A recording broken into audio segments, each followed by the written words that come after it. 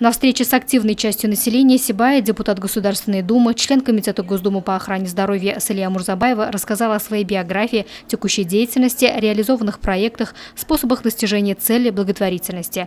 Салия Шарифьяновна заострила внимание на необходимости правовой грамотности, образовательном кредите для студентов.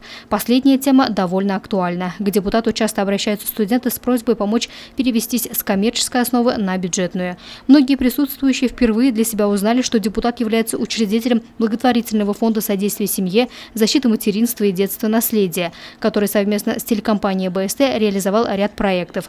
Кроме того, фондом оказывается реальная поддержка Ассоциации студентов и аспирантов, обучающихся в Москве, а также движению Агнейдар Коро.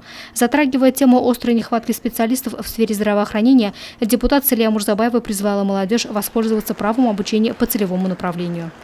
Целевое обучение и направление на обучение, например, медицинские вузы, представители Сибая.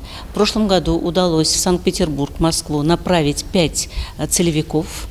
Это, я думаю, очень большое достижение нашей совместной работы с администрацией. В этом году еще больше заявок поступило в мой адрес.